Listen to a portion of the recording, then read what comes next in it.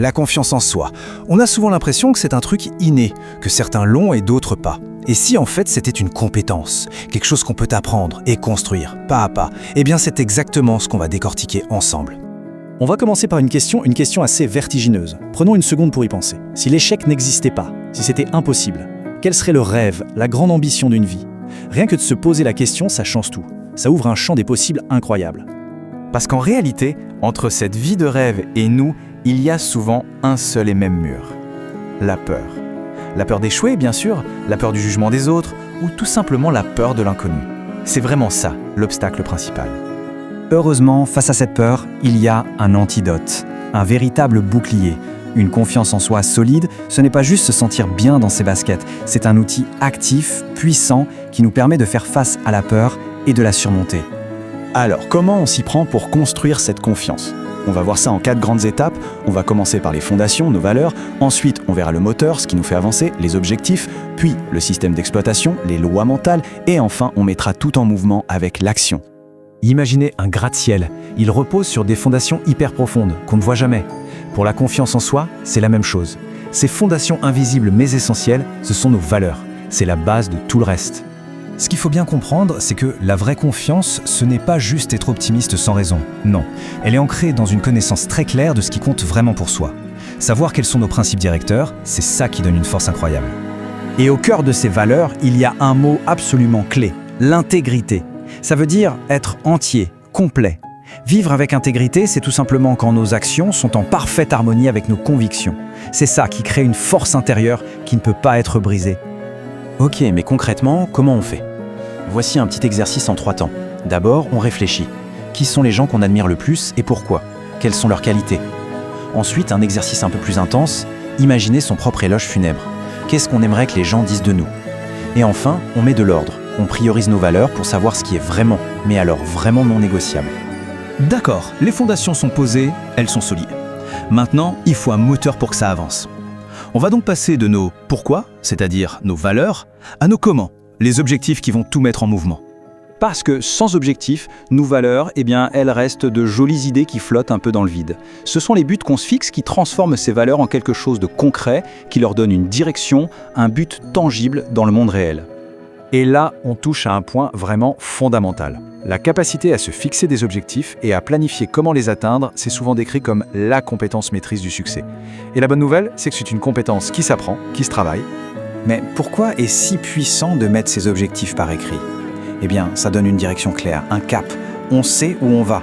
Ça donne un sentiment de contrôle, de puissance. Et puis, chaque petite étape réussie, chaque barreau de l'échelle qu'on gravit, ça renforce notre sentiment de compétence et donc notre confiance. Parfait. On a les fondations, on a le moteur. Il est temps de s'intéresser au système d'exploitation. Ce qui se passe à l'intérieur de notre esprit et qui, bien souvent, gouverne nos résultats sans même qu'on s'en rende compte. L'idée de base est à la fois très simple et assez vertigineuse. Nos pensées sont créatrices. Le monde invisible qu'on cultive à l'intérieur de soi finit toujours par créer le monde visible qui nous entoure. Ce qui se passe dans la tête détermine ce qui se passe dans la vie. En fait, c'est la loi la plus fondamentale qui soit, mais appliquée à notre esprit. La loi de cause à effet.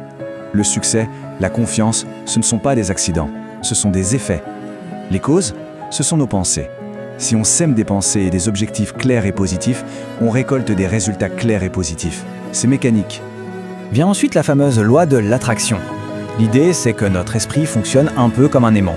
Attention, ce n'est pas de la magie, on n'attire pas forcément ce qu'on veut, mais plutôt ce qui est en harmonie avec nos pensées dominantes. On attire ce qu'on est. Et ça nous amène à une 3e loi d'une simplicité redoutable.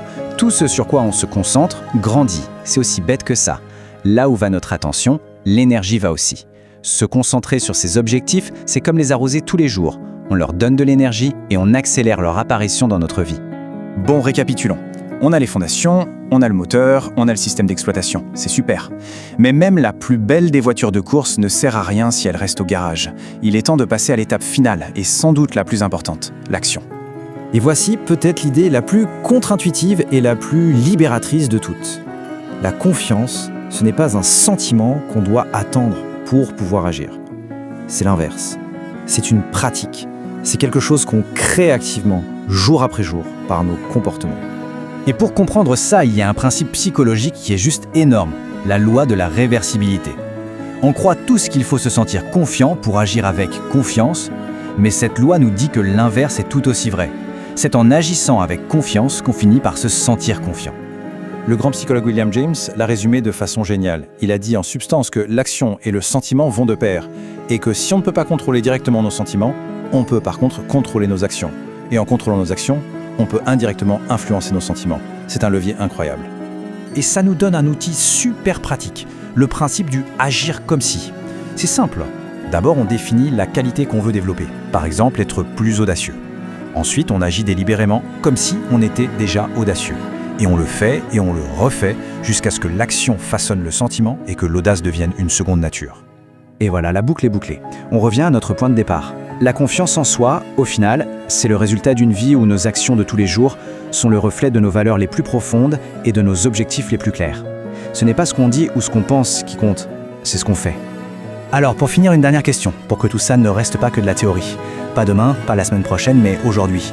Quelle est la toute petite chose, le seul petit pas qu'on pourrait faire différemment dès maintenant pour commencer à agir comme la personne qu'on aspire à devenir ? Si ce contenu t'a plu, n'oublie pas que cette chaîne est dédiée à une seule chose, apprendre, évoluer et faire grandir les esprits. Une nouvelle vidéo est postée chaque jour pour t'aider à avancer un peu plus tous les jours. Alors si tu veux continuer ce chemin avec moi, abonne-toi et active la cloche pour ne rien rater. On se retrouve très vite pour la prochaine vidéo et d'ici là, continue d'apprendre et faisons le bien autour de nous.